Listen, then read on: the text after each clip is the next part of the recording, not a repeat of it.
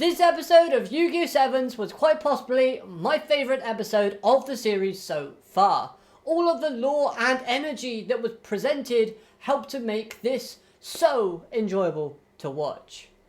Hello everyone and welcome to Dueling with Downton, and today we're here to talk about episode 66 of the Yu-Gi-Oh! Sevens anime series. A fun, crazy, yet brilliant episode which gives us lore behind the Lukeman, as well as giving us a great duel and character interactions from both the duelists and the spectators.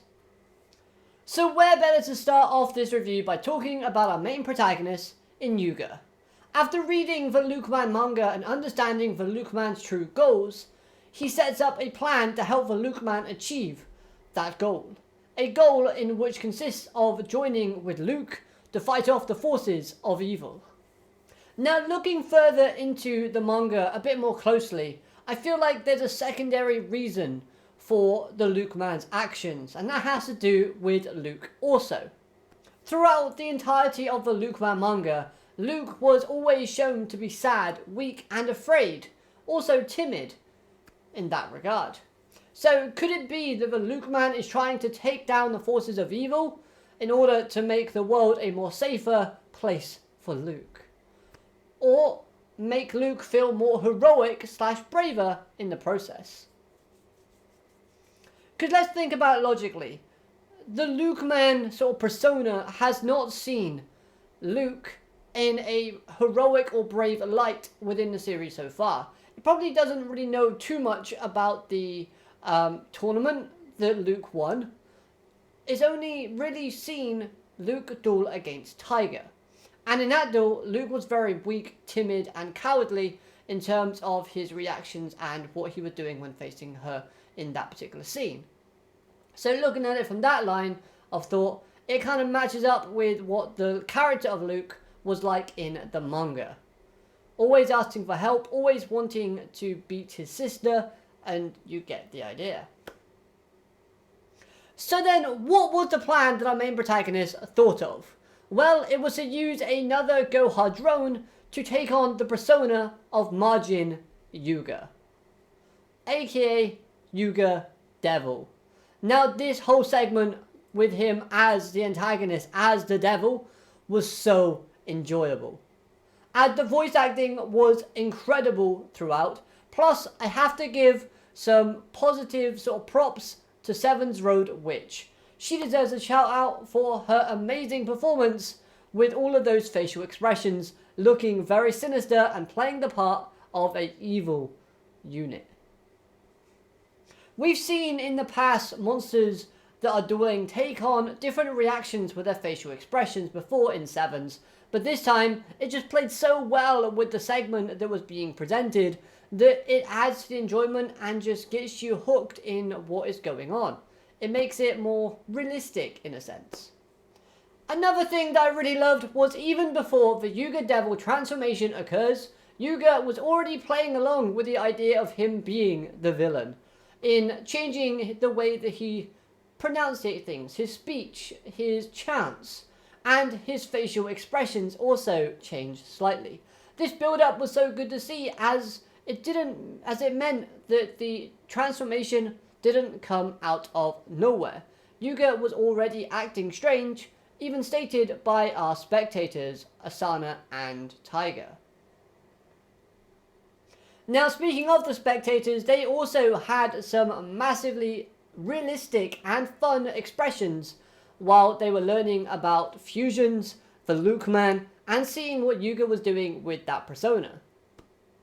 The second transformation, with Yuga taking on the persona of the Yuga Man, I think is a means to show the Lukeman that Luke has good and honest friends that will always help him and support him in his time of need, making it so the Lukeman will feel okay when he ultimately loses, thus allowing Luke to be freed.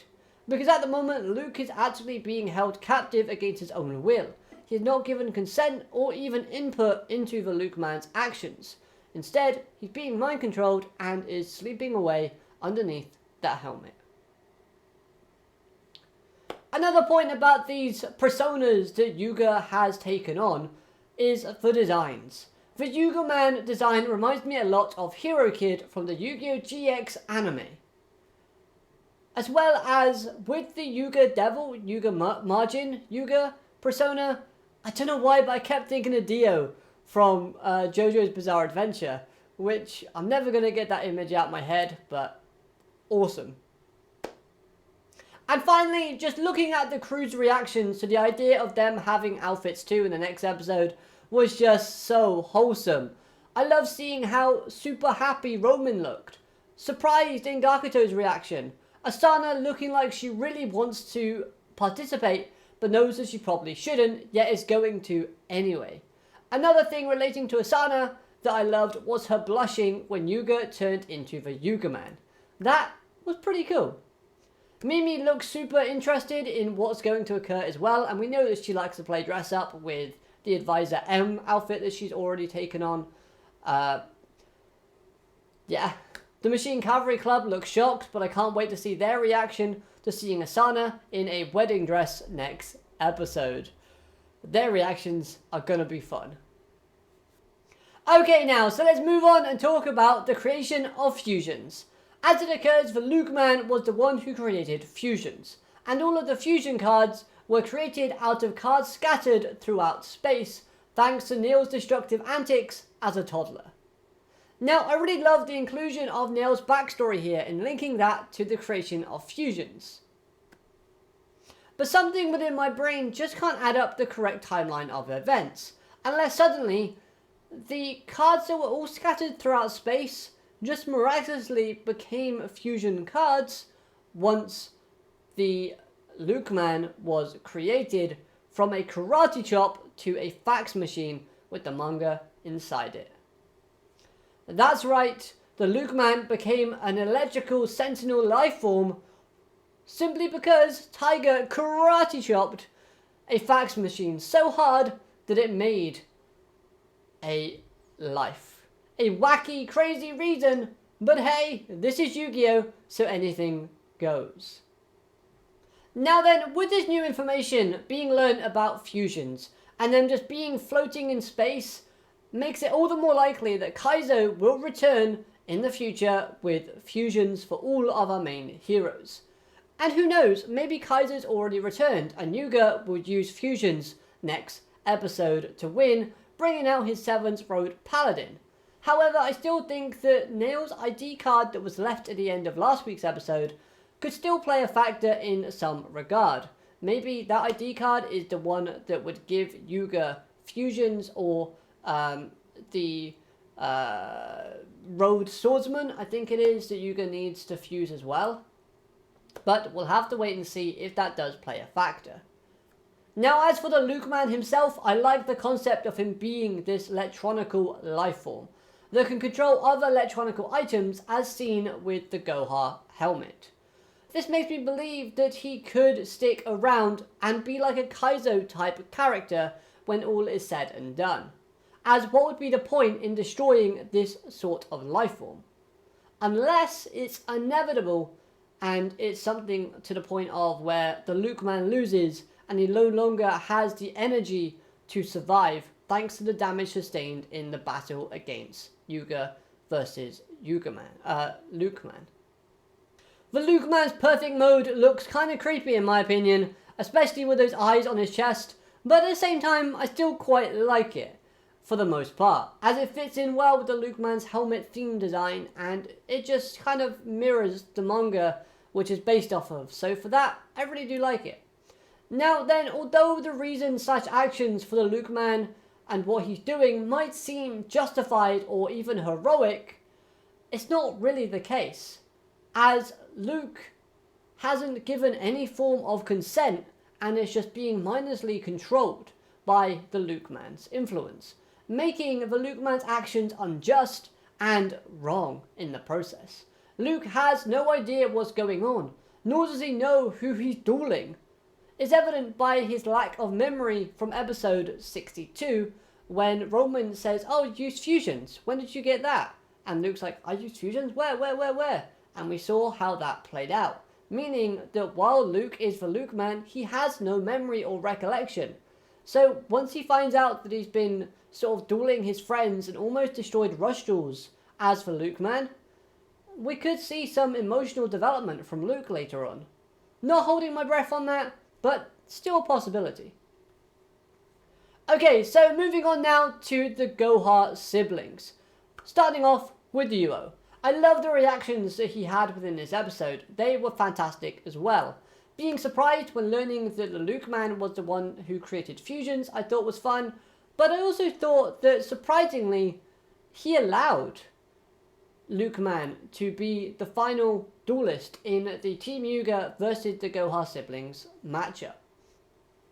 Now I guess that plays into Yuo's overconfidence and belief in fusions, because again, Yuo states how Yuga's chances of winning are next to impossible without fusions.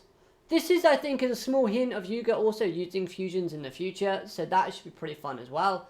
But again, just seeing how overconfident and how sort of reactive Yuga was here was entertaining.